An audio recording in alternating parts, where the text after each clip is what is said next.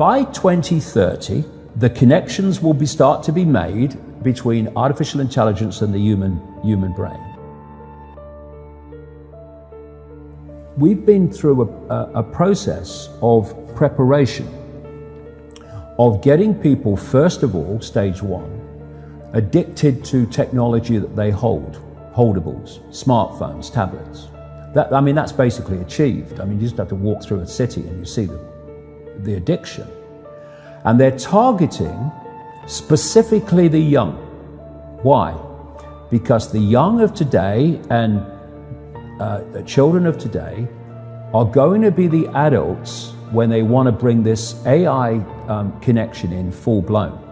For that to happen, they have to get people addicted to technology to the point where they'll accept it and where it's the most natural thing in the world. And it's happening in front of our eyes. The first stage is to get people addicted to technology to the point where, at the most extreme, they'll get up in the dead of night and they'll queue, stand in line outside an Apple store to get the first of the new technology. And what they want eventually, and not too distant into the future, is people basically lining up to be connected to AI. In the same way that people in Sweden now are having parties to celebrate someone being microchipped, right? All this connects. So the next stage, because the idea is to get in the body, the next stage is to get on the body. So we went from just holdables, we went to wearables, we went to Bluetooth and Google Glass and Apple Watches and all these other gadgets that go on the body now. Even what they call electronic tattoos that are basically microchips on the skin. And the next stage is to go in the body, which is already starting in places like Sweden. And people like Ray Kurzweil, who is a Google executive. Google and Facebook are really at the cutting edge of this stuff. People think it's a social media operation only or a search engine only. No, no, no. This whole Google group now, which is given the name Alphabet, are absolutely at the cutting edge of this whole AI technology. So is Amazon. So is Amazon.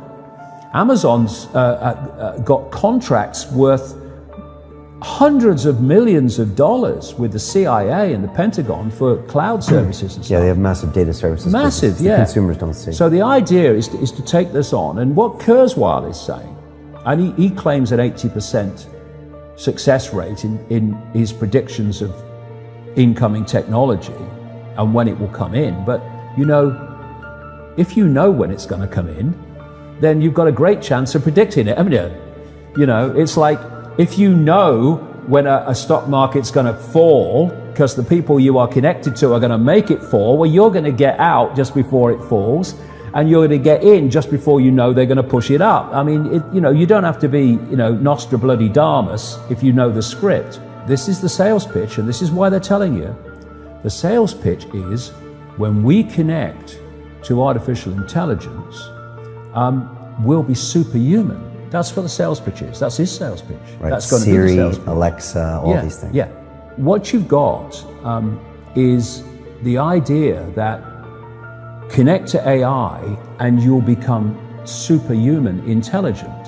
No, you'll become subhuman intelligent. You'll become a vehicle for artificial intelligence. And whoever controls artificial intelligence will control the perceptions of every mind that it's connected to. If you're going to make a physical connection with AI, you're not going to do that on a mass scale until you've made a psychological connection. And there is a process, a psychological process, which is known as preemptive programming. Preemptive programming is this. You're going to usher in a world that is so different, so dramatically different to what anyone's been used to, that you're going to have an obvious resistance purely by the chasm of difference between the world people are used to and the world you're taking them into. A resistance that says, hold on a minute, you want to do what? What? What? So you prepare them for it through preemptive programming. You put out a stream of movies out of elite-controlled Hollywood. You put out television programs, you put out books, you put out all these things that basically portray the world you want to take people into.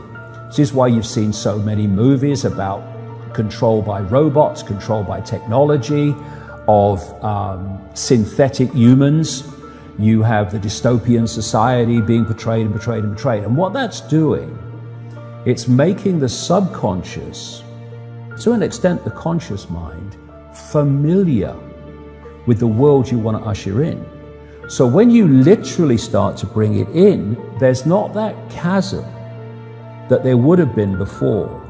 There is almost a familiarity with it because you prepared people by portraying it over and over again in movies. Another part of this psychological connection with artificial intelligence, so we'll accept the outcome that I've talked about, is these Alexas and these Echoes and these so-called office assistants or personal assistants. You start to interact with them as if they're human. And now they're bringing in internet-connected toys for kids, even little kids, and Barbie dolls that they can actually have conversations with artificial intelligence. They're now bringing in these robots that are, these synthetic robots that are looking more and more like humans, a lot of them coming in from the East.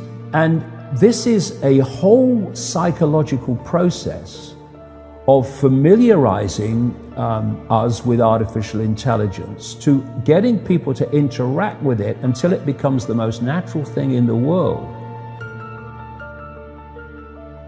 By 2030, the connections will start to be made between artificial intelligence and the human brain. And the human brain will be connected to what he calls the cloud.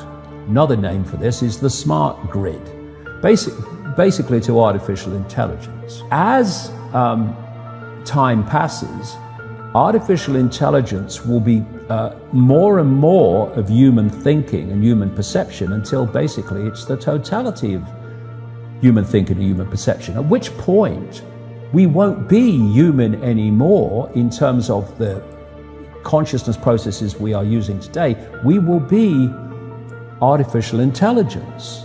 And this is the assimilation I'm talking about. If you are connecting the human mind to a grid, a global technological grid, that grid can be centrally controlled. It will take at the center point very, very few people to run it, and even fewer to decide how it's run. I say this to kids and anybody else: how long could you live without your smartphone? What is an alcoholic? What, an alcoholic is someone addicted to alcohol? Yeah. Why is he addicted to alcohol? Because he can't stop drinking it. But you can't put your phone down. And if you do, within a few minutes you pick it up again because you're addicted to it. So are you controlling that bit of technology in your hand, or is that controlling you? That's controlling you. Do you want your life controlled by a bit of technology? Do you want the rest of your life controlled by it? Or are you now going to go, I'm putting this down? If technology is going to be the servant rather than the governor, it has to serve the interests of humanity, and humanity does not have to serve it. We're in a situation now where humanity is serving technology. And it will be serving AI. Increasingly, it is serving AI in its algorithmic expression.